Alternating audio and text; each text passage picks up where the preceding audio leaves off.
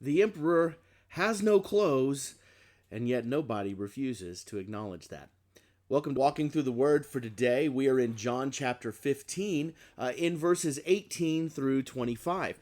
Now, you are probably familiar with the story of the emperor's new clothes, where these two guys come in and they supposedly make the finest fabrics ever, and basically they just made a pretend costume that the emperor then walks through the town and eventually gets exposed as being, well, without clothes. The interesting thing about it is that the emperor at the end of the story, do you remember what it is that he does? He keeps walking. He keeps going and continues the procession.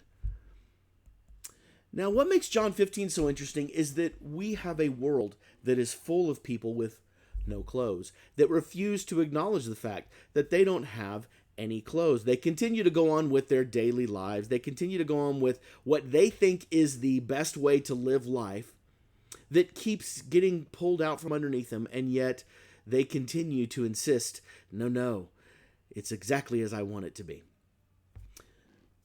John 15, verse 18, if the world hates you, keep in mind that it hated me first.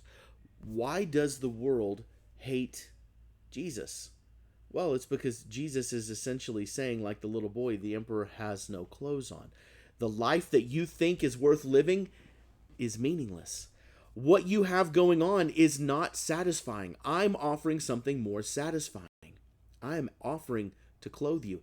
And the world doesn't appreciate that because it goes all the way back to Adam and Eve. Adam and Eve refused. They wanted to be God. That was their sin. When the serpent said, "You won't die, you will become like God," that was the moment when Adam and Eve were like, we're going to do this. This is why the world hates God, because God is telling us, you aren't, and you can't, and you never will be God. If you belong to the world, in verse 19, it would love you as its own. In other words, if you were willing to walk around without clothes on, the world would love you because you are just like them. As it is, you do not belong to the world, but I have chosen you out of the world. And this is why the world hates you. Remember what I told you, a servant is not greater than his master. If they persecute me, they will persecute you also. If they obeyed my teaching, they will obey yours also. They will treat you this way because of my name, for they do not know the one who sent me. You see, they refuse to acknowledge who God is because they, like all of us, want to be the decision makers in our lives.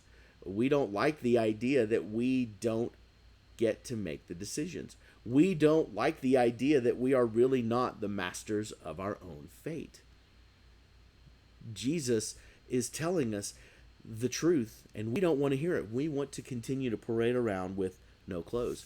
And even when you become a follower of Christ, that old self still wants to try to take over, still wants you to try to make the decisions, still wants you to continue walking around. Interestingly enough, I find it fascinating that several points in Scripture, including in James, where it tells you to shrug off, to shake off, to remove the old clothes and to put on the new clothing of Christ. We are supposed to shake off our old selves, the old earth suit, and put on this new one that Christ has for us.